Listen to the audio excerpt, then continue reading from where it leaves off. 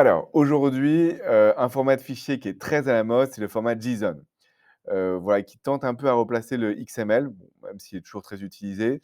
Mais c'est vrai que dès que vous allez travailler dans l'open data, dans certaines applications, ils vont vraiment utiliser ce format JSON en fait, voilà, pour communiquer, de différentes manières.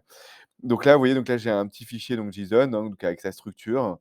Hem et heu et donc en fait, on va l'importer dans Excel. Donc pour ce faire, donc on va dans Données, obtenir des données à partir d'un fichier. Donc là, je reprends mon petit truc, donc là, je suis toujours dans Données. Ensuite, je vais obtenir les données à partir d'un fichier et à partir du JSON. Hem et donc là, une fois que je vais là-dedans, je vais pouvoir donc importer mon fichier. OK. Et donc là, je descends ici et là, je cherchais le format JSON, importer. Donc là, il va détecter qu'on a bien un format JSON. Donc là, il va donc détecter que que c'est bien un produit catalogue. Donc en fait, donc la clé, je vais le transformer ça en table. Vous voyez donc, attendez, je refais la manip. Donc là, vous voyez ici, vous avez en fait transformé en table.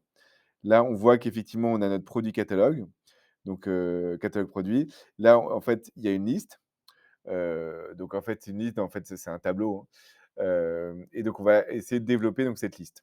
Donc pour ce faire, en fait, on va donc ici en table, ici, attends, je vais refaire, tac, on va ici en table, on va le convertir, donc voilà, donc je vais cliquer là-dessus. Vous voyez, donc c'est devenu un tableau.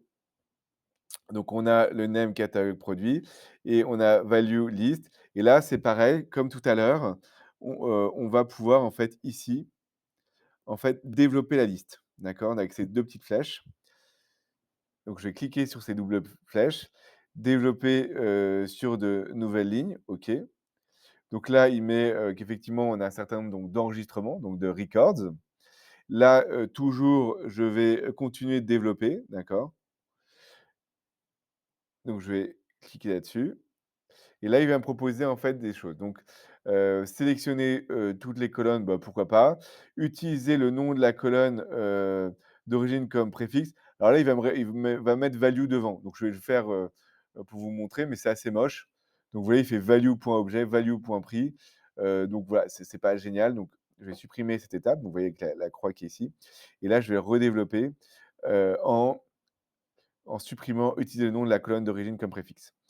Et là, voilà, donc effectivement, donc on a, notre, nom de notre table qui a été développée. Donc là, le name colonne, là, vous pouvez aller cliquer au-dessus, donc ici, contrôle E, donc pour supprimer ou aller, cliquer sur la touche Sup en sélectionnant la colonne. Donc là, je vais supprimer ici. Ici, on voit que le format n'est pas défini. Donc là, on va cliquer là-dessus.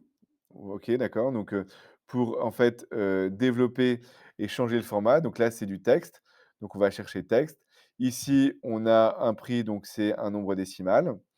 Voilà, une fois qu'on a fait ça, on va pouvoir faire fermer et charger dans et là, vous récupérez, votre, fichier JSON au format Excel